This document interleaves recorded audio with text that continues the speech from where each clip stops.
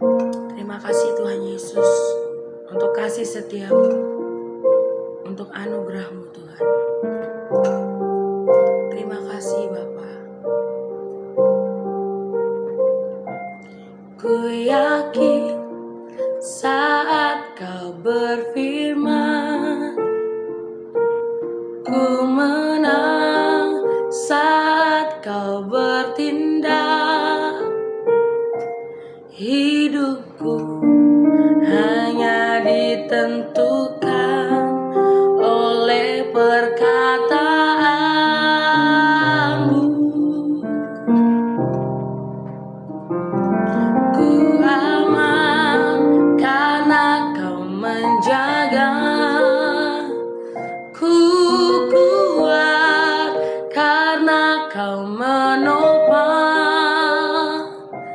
Hidupku hanya ditentukan oleh kuasa-Mu.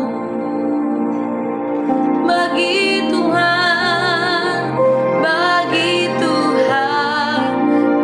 ada yang mustahil. Bagi Tuhan tak ada yang tak mungkin. Mukjizatnya disediakan bagiku. Ku diangkat dan dipulihkannya. Kami aman karena Engkau yang menjaga kami Tuhan. Ku aman karena Kau menjaga. Ku kuat karena Kau menopang. Hidupku hanya ditentukan oleh kuasa-Mu. Bagi Tuhan tak ada yang mustahil. Bagi Tuhan tak ada yang tak mungkin. Mukjizatnya disediakan bagiku. Ku diangkat dan dipulihkannya. Terima kasih Tuhan Yesus. Bagi Tuhan tak ada yang mustahil. Bagi Tuhan tak ada yang tak mungkin.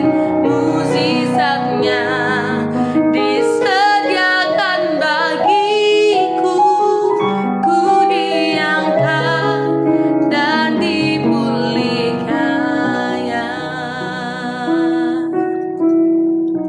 Kami yakin saat Kau berfirman, kami menang saat Engkau bertindak Tuhan. Terima kasih Tuhan Yesus. Kami percaya bagi Tuhan tidak ada yang mustahil. Saat ini kami mendengarkan renungan Tuhan berbicara kepada kami. Kami siap mendengar dan siap melakukan. Dalam nama Tuhan Yesus kami berdoa dan mengucap syukur. Haleluya. Amin. Shalom Bapak Ibu Saudara sekalian. Kita berjumpa kembali hari ini hari Senin tanggal 18 November 2024 di dalam renungan harian. Judul renungan kita hari ini adalah Hidup Beriman di Era Teknologi. Kita ambil bacaan kita di dalam Ibrani 12 ayat 1 sampai 2. Karena kita mempunyai banyak saksi bagaikan awan yang mengelilingi kita. Marilah kita menanggalkan semua beban dan dosa yang begitu merintangi kita dan berlomba dengan tekun dalam perlombaan yang diwajibkan bagi kita. Marilah kita melakukannya dengan mata yang tertuju kepada Yesus yang memimpin kita dalam iman dan yang membawa iman kita itu kepada kesempurnaan, yang dengan mengabaikan kehinaan tekun memikul salib ganti sukacita yang disediakan bagi Dia yang sekarang duduk di sebelah kanan tahta Allah. Bapak Ibu Saudara sekalian, setelah penulis kitab Ibrani menuliskan daftar pahlawan-pahlawan iman di pasal 11, Maka di pasal 12 ini penulis mendorong para pembaca yang masih hidup untuk masuk dalam perlombaan iman yang diwajibkan bagi semua orang percaya. Ibrani 11 menceritakan tentang iman Habel, iman Henok, Nuh, Abraham, Musa, dan lain-lain yang bertahan meskipun mereka menghadapi penderitaan dan mereka mengatasi setiap rintangan dan berlomba dalam perlombaan iman yang mereka hadapi. Penulis Ibrani menulis untuk para orang percaya yang ketika itu juga menghadapi tantangan iman yang tidak ringan. Mereka diperhadapkan dengan tantangan hidup dan mati. Mereka hidup di tengah-tengah masyarakat yang anti kekristenan.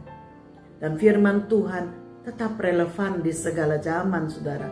Saat ini kekristenan pun menghadapi tantangan yang sangat berat meskipun tersamar. Tantangan kita saat ini mungkin bukan pada penderitaan fisik, walau sebagian saudara kita di beberapa daerah tertentu masih menghadapi tantangan fisik, dipenjara atau dikucilkan karena Kristen. Namun sebagian besar tantangan yang dihadapi oleh kekristenan saat ini adalah tantangan modernisasi yang menjauhkan orang percaya dari Kristus. Setiap perubahan akan memiliki konsekuensi, termasuk juga kepada kekristenan. Teknologi menciptakan perubahan yang sangat besar terhadap kehidupan manusia. Sejak revolusi industri di tahun 1760, kemudian ditemukannya lampu pijar listrik pertama di tahun 1879, maka teknologi berkembang dengan pesat. Informasi dapat tersebar dengan lebih cepat karena ada media elektronik berupa radio dan kemudian televisi di tahun 1927. Bukan saja informasi yang menjadi cepat, tetapi juga komunikasi menjadi mudah dan cepat dengan ditemukannya handphone di tahun 1973. Komputer generasi pertama dibuat di tahun 1941 yang tujuannya adalah saat itu untuk kebutuhan perang. Seiring waktu komputer mengalami kemajuan dari generasi pertama sampai kepada generasi kelima saat ini. Abad 21 adalah abad yang didominasi oleh teknologi digital. Semua serba cepat dan mudah. Saat ini dunia mengkondisikan bahwa orang lebih membutuhkan komputer maupun gadget daripada Tuhan. Saat ini tidak ada informasi yang tertutup yang tidak dapat dibuka. Apa yang dahulu dianggap tabu saat ini dengan terang-terangan terbuka.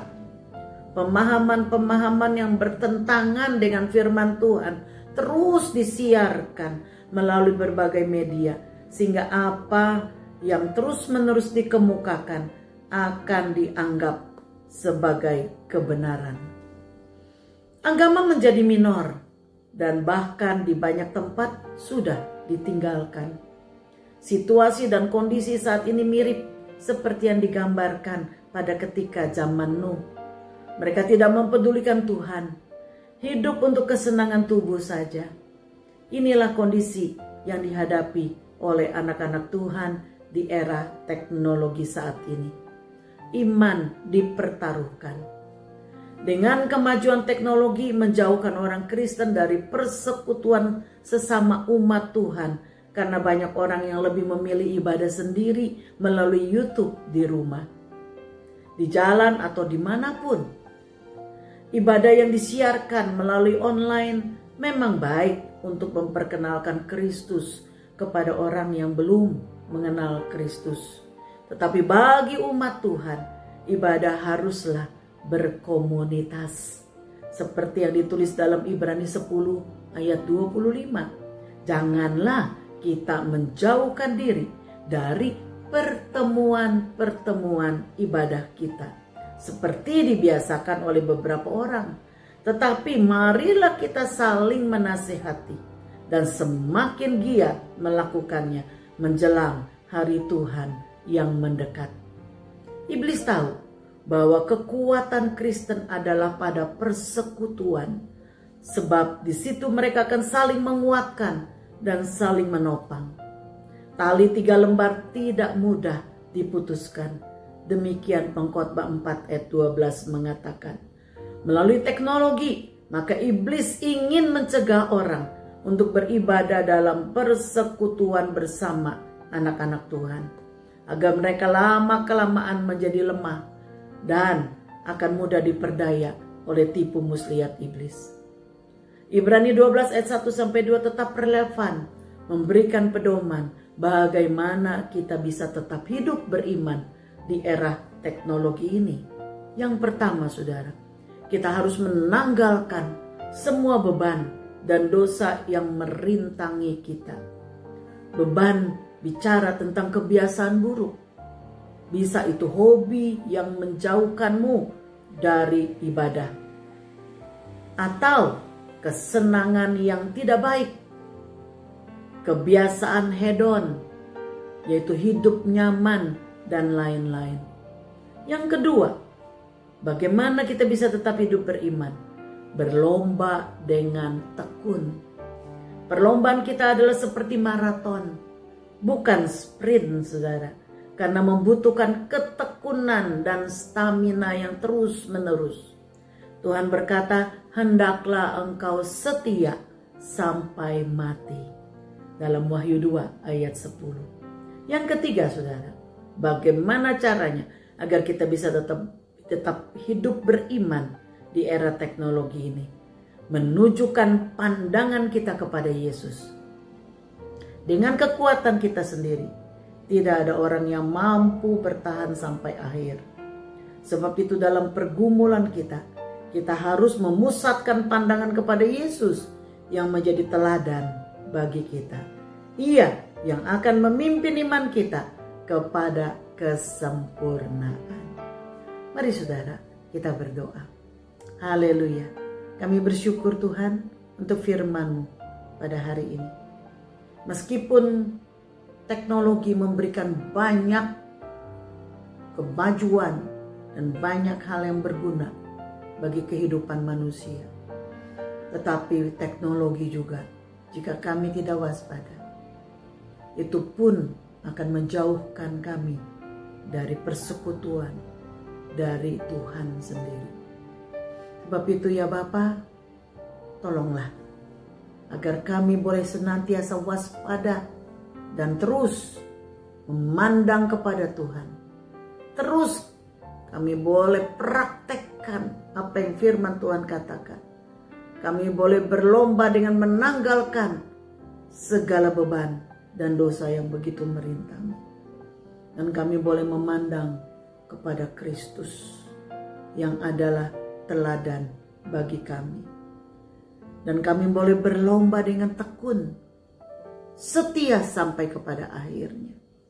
Tidak mudah menyerah, tidak berputus asa, tapi kami boleh bertekun di dalam dunia yang semakin gelap ini. Kami boleh tetap setia kepada Tuhan. Terima kasih ya Bapa untuk firman-Mu.